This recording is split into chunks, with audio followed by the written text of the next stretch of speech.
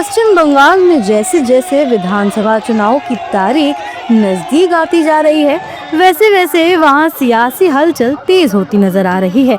जहां TMC SIR के मुद्दे पर पूरे राज्य में अपने पक्ष में माहौल बनाने की कोशिश कर रही है, वहीं बीजेपी भी लगातार एसआईआर को संवैधानिक प्रक्रिया बताकर इसका बचाव करती नजर आ रही है।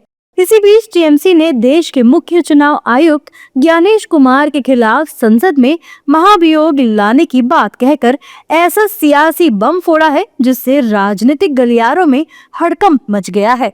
टीएमसी के इस दांव के बाद पूरा इंडिया गठबंधन एक नजर आ रहा है। कांग्रेस, सपा, शिवसेना, यूबीटी समेत सभी विपक्षी दलों ने एक स्वर में ज्ञानेश कुमार के खिलाफ महाभियोग का समर्थन किया है।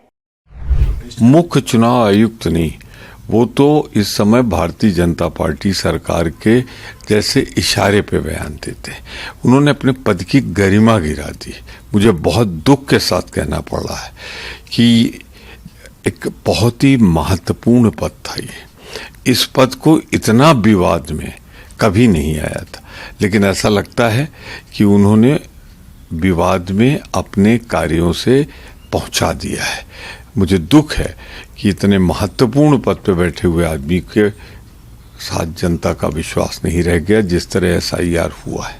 बहुत ही अफसोस के साथ कहना पड़ रहा है कि हमारे देश का चुनाव आयोग, जिसको निष्पक्ष और स्वतंत्र होना चाहिए, लोकतंत्र की मजबूती के लिए और लोकतंत्र की सुरक्षा के लिए सबसे बड़ी जिम्मेदारी हमारे चुनाव आयोग को है। लेकिन आश्चर्य है और दुर्भाग्य है कि हमारा जो चुनाव आयोग ना तो निष्पक्ष है और ना तो स्वतंत्र है, सरकार के दबाव में काम कर रहा है। लोकतंत्र की लूट हो रही है। जिस तरीके से इलेक्शन कमीशन काम कर रहा है और उनकी कार्रवाई चल रही है, दिखाता है कि वो भारतीय जनता पार्टी का एजेंडा चला रहे हैं।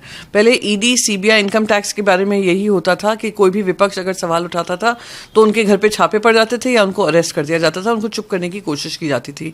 अब इलेक्शन कमीशन के माध्यम से एसआईआर के अंतर्गत जो वोटर्स विपक्ष को वोट करते हैं उनको ही इलेक्टरल रोल से हटाने का काम किया जा रहा है। इतने सवाल इलेक्शन की प्रक्रिया पे उठे हैं, उसका जवाब नहीं हो रहा है।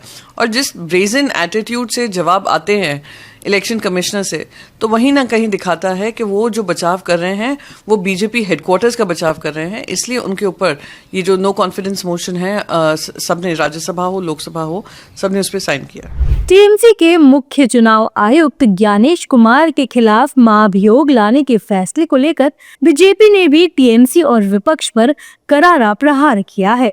देखो, चाहे टीएमसी हो या चाहे और भी कोई पार्टियां हों, उनको जो है वो जो चुनाव आयोग से जो है वो भिड़ने के बजाय जो है वो चुनाव लड़ने में अपनी एनर्जी खर्च करनी चाहिए।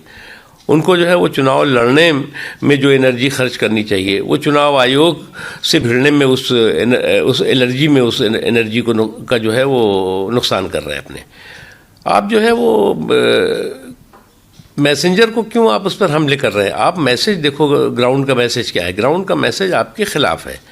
लेकिन आप जो है वो चुनाव लड़ने से पहले आप चुनाव आयोग से भिड़ने में अपनी सारी की सारी ऊर्जा जो है वो उड़ाने में लगे हुए हैं। सीईसी ज्ञानेश कुमार के खिलाफ टीएमसी के इस दाव ने राज्य में सियासी गर्मी बढ़ा दी है।